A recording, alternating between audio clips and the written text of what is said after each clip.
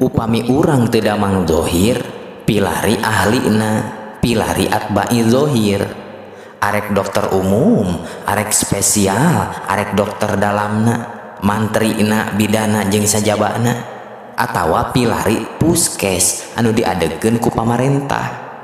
Tah di mana teu damang batin pilari atba'il qulub, dokter hate anu bisa seuri keur keheul, bisa untung dina rugi, bisa mere kanu koret, bisa bager kanu jahat. Tah eta atba'il qulub. Kadewe salah datang, ahli jurig didatangan.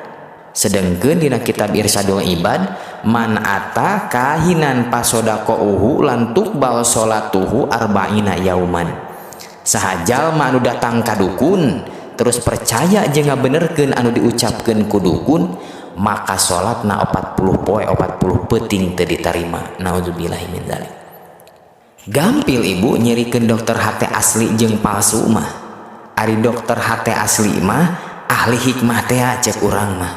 Aurodna tina Quran jeung hadis anu dipaparinkeun ka urangna teh elmuna, ilmu ngabersihkeun hate tina perkara dosa jeung maksiat, jeung maparin giroh sumanget kana kasab jeung taat ka Allahna. Sareng sagalana dipasrahkeun ka Allah. Eta ahli hikmah, dokter hate anu asli. Salianti eta mah waspaos hadirin. Aya anu titah ngeueum, ngadaang anu, mencit anu, nanaonan eta.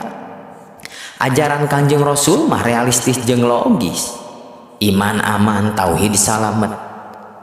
Abdi mah hoyong seueur ku harta jeung bagja ku harta.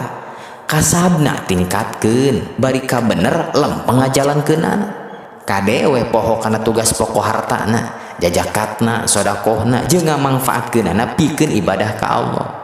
Abdi mah hoyong loba ilmu, tong bosan ngajina, macana, diajarna, tatanyana, jeung ngamalkeunana. Hasil jeung berkah sok geura. Abdi hoyong sehat, sok atuh gaya hidup sing sehat. Ceuk Kangjeng Rasul wudu sing getol, tuangeunana ulah sagala masuk, sagala rampus, tong nu haram. Jiga whisky, putau, pikur, asoka, leksotan, gele, nolengnan jeung sajabana. Ieu mah nu makruh we heula kudu geus bisa ngaraksa. Lobakeun puasana, puasa Senin Kemisna, sumawona puasa Daudna. Hate jeung pikir bersihkeun, dasar rehat atuh hadirin geura coba. Kitu ajaran Kanjeng Rasul mah. Sagala rupi masalah anu meulit tina diri urang teh butuh pitulung Allah.